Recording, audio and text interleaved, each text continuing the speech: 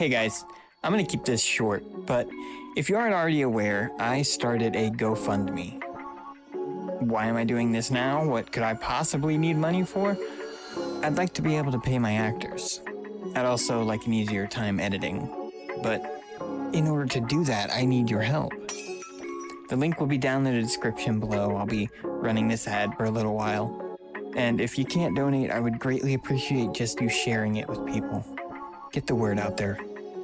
Let's make this the best horror podcast on the internet. Thanks. You can really talk to the dead? Yes, I am able to communicate with the other side. It's my wife. Can you talk to my wife? I can certainly try.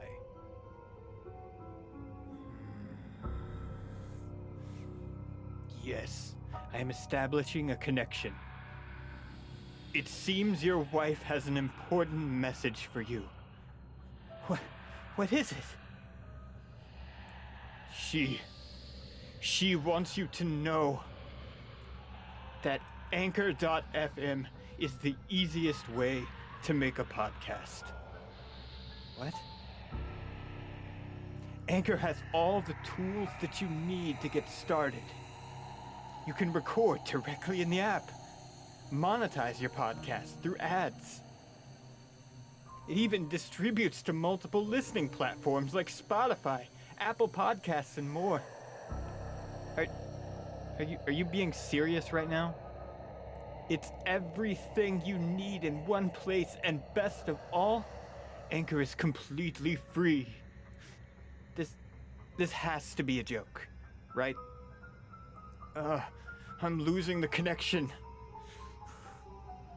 She has one last thing to say. Download the Anchor app or go to Anchor.fm to get started. Yeah, I'm gonna want my money back. That's probably fair.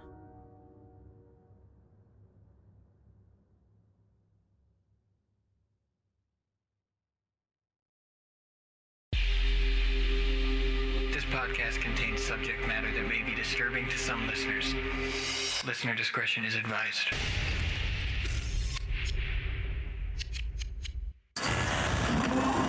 For imprints one.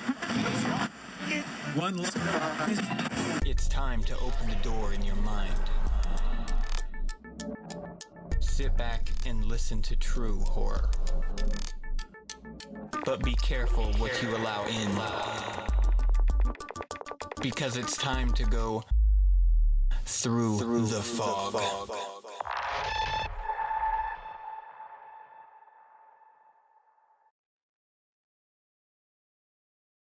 week's story is The Police Can't Ever Help Me When I Need Them. Posted by user Babon to r/short scary stories. It was a Sunday evening. There was nothing special going on. I hadn't spent much time with my kids. So I figured I'd take them out and have some fun. I'd been working very late nights for months, and I was starting to get the feeling like I wasn't part of the family anymore. So I packed up the kids and took them to the leisure center. We swam for a bit and took pictures of them going down the water slide. Then we headed to the arcade and had a blast. Evan managed to get the top prize on that stacker game after I spent $50 on him trying. He's a 14-year-old boy, so you know how sure of themselves they can be at that age. Then I helped Corey with that Dance Dance Revolution game. Took him a while to get the hang of it, and he even slipped a few times. He was pretty short for a 12-year-old, and his legs could barely move that fast. But I think he did pretty well. Finally, I helped Amanda with Buck Hunter. She's only 9, so she isn't tall enough to stand and shoot herself. I had to hold her up as she fired at those deer. I think she hit maybe 3 in a total of 10 games. It was the best night I had in a long time. After that, I took them out to eat at this local restaurant. It was a gaudy place with license plates and other shit on the wall. It was always busy, and the kids loved the food and atmosphere there, so I had to take them. First it was Corey, who had to go to the washroom. Then Amanda suddenly had the urge to go. I pointed to the washrooms and told him to be quick. After about 10 minutes, I sent Evan in there to get them out here to eat. Then after another 10 minutes, I went in myself. They weren't in either bathroom. I asked people shitting on the toilets if they saw or heard them. I got nothing. No one knew where the kids went or who had the kids. Officer, I am telling you the truth. You need to find these kids. Detective Green looked over at his partner and opened the case file on the table. He pushed the file towards me, and when I opened it up, it had pictures of my wife and kids smiling. Officer Green started to speak. Sir, I don't think you understand the trouble you're in. The kids were recovered by the police when we received an anonymous tip that you had them in the restaurant. They aren't missing. They are back with their families, where they belong. This picture you claim to be of your family is evidence of the last time you did this. Now please tell us what you did with their mother.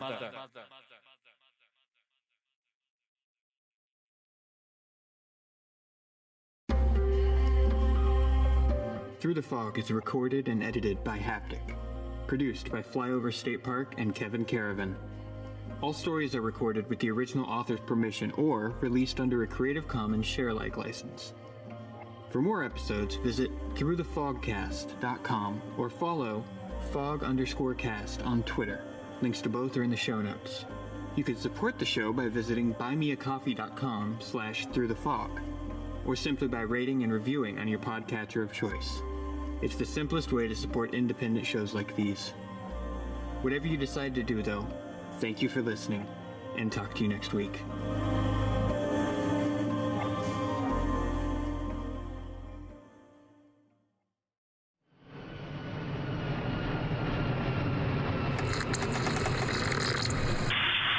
This is Flyover State Park. You are clear to land.